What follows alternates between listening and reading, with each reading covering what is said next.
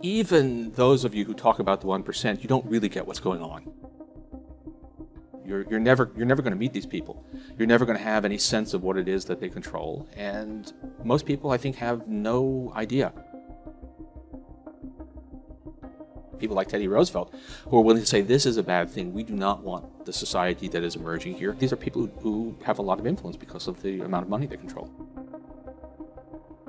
If you have conversations with people who are not in this business, they have no idea what real wealth means in America. They think that having $1 million makes you wealthy. They think that or having a salary of several $100,000 makes you wealthy. And while it's certainly true, that's a vastly privileged condition compared with most people, the sheer size of those big fortunes is so far outside our normal experience that it does become invisible. You're never going to meet these people. You're never going to have any sense of what it is that they control. And most people, I think, have no idea. This is very strange, and it's kind of scary because it's one thing if someone without a lot of power seems to be going off into a rage for no good reason, but these are people who have a lot of influence because of the amount of money they control. Even those of you who talk about the 1%, you don't really get what's going on. You're living in the past. You're living in the 80s. You think that Gordon Gekko is the future. And Gordon Gekko is a bad guy. He's a predator, but he's a self-made predator. We are on the road not just to a highly unequal society, but to a society of an oligarchy, a society of inherited wealth, patrimonial capitalism. If you have a large fortune, suppose that our family has a large fortune, inheritors of that large fortune can live very, very well. They can live extraordinary standard of living and still put a large fraction of the income from that fortune aside, and the fortune will grow faster than the economy. So the big dynastic fortunes tend to take an ever-growing share of total national wealth. So when you have a situation where the returns on capital are pretty high, and the growth rate of the economy is not that high, you have a situation in which not only can people live well off inherited wealth, but they can actually pass on to the next generation even more, an even higher share. And when you have a high R, low G economy, which is what we now have, then you're talking about a situation in which dynasties come increasingly to dominate the top of the economic spectrum, and then a tiny fraction of the population ends up very dominant. When you have a few people who are so wealthy that they can effectively buy the political system is going to tend to serve their interests. And that is going to reinforce this shift of income and wealth towards the top. The story is already changing, and it's going to change more. So we are going to probably, unless something gets better, we're going to look back nostalgically on the early 21st century when you could still at least have the pretense that the wealthy actually earned their wealth. And by the year 2030, it'll all be inherited. Even though the ideology is democratic, even though we claim that all men are equal, in practice, not a chance. They've managed to convince a lot of people that it is somehow un-American. I think mostly it's just because there's a very effective apparatus of TV and print media and think tanks and so on who hammer against any suggestion of redistribution, which actually, if you look at American history, that's not at all true, but it's just been pushed very hard.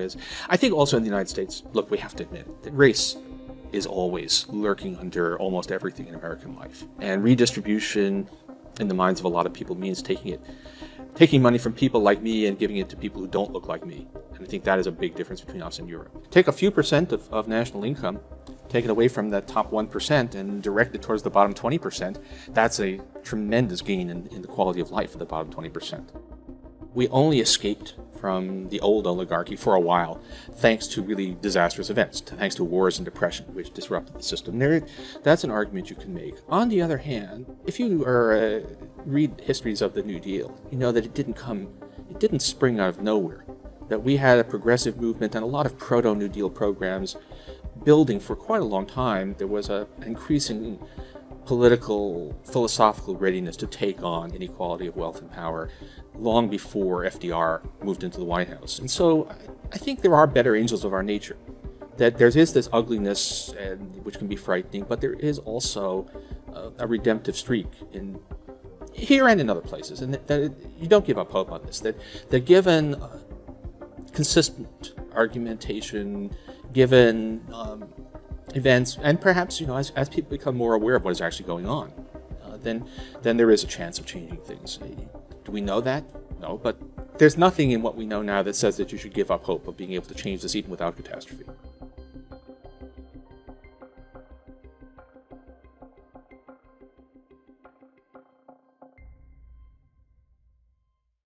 This is a plan that was agreed to by 179 nations. It's called the Agenda for the 21st Century. It's a totalitarian state being developed right now all over the world.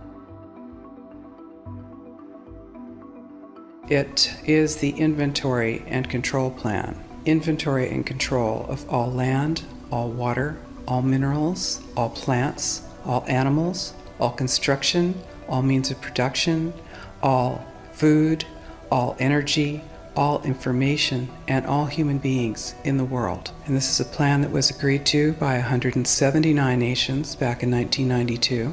It's a United Nations plan. It's called the Agenda for the 21st Century. And so many of us around the world think that, sustainable development, it just sounds so great.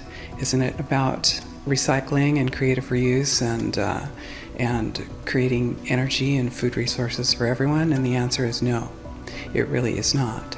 It's about moving populations into city centers, concentrated city centers, and clearing them out of the rural areas. All systems have to be brought into harmony in order to control them all. Because when systems don't meet, when they're out of balance or not in sync with one another, they can't be controlled centrally. And the goal of Agenda 21 is one world government and total control from a central unit. Every nation that signed on to Agenda 21 has its local Agenda 21 plan. And people in the United States are completely unaware of this. If I go out and talk about this, the United States press attacks me and calls me, which is totally ridiculous. It is but it's not a theory, it's a fact. The three pillars of United Nations Agenda 21 are economy, ecology, and equity, the three E's. And everyone sort of thinks that they know what that means, the idea of social equity. It must mean that, everyone's going to have access to clean water and clean air, and no one's property is going to be used as a dumping ground because they are at a poverty level. But really what social equity is about impoverishing huge portions of the population and bringing down the developed nations. Everything that we're looking at now is destined to collapse our economies. It's a totalitarian state being developed right now all over the world. And what major corporations want in this development is to be able to have full movement of workers without borders or boundaries, to be able to move their goods through without regulations, and to reduce wages. And so this is the goal. So this is what you find with social equity. And of course, economy and ecology is about, these are the three circles: economy, ecology, and social equity. And where they meet in the center is balance. But really that balance is a communitarian balance. So it's not balance of well-being of the people. What it is it's a balance for corporations so that they can exploit and control and have populations in an area, in tightly packed, dense areas, so that they can be surveilled and managed. And this is what that balance looks like as far as the development of a totalitarian state is. The mainstream media is owned by 5 major corporations, and you're not going to get this information from the mainstream press. So you need to be your own press. You need to educate yourself. You need to get out there and educate your neighbors, your community, your real community. You need to help your children understand that they're being indoctrinated from pre-kindergarten to postgraduate school. All of us have a responsibility to ourselves and to others. This is true community, to work for personal freedom. And always remember that even though we work as a group, if we do work as a group, we're all individuals in those groups, and we answer only to ourselves. And this is essential. It's essential as free human beings. This is what we are. We are free, and we need to continue to be free. And I do believe that we will win, but we have to become aware that there is a fight, and then make our friends and our neighbors and our community aware as well, and work together.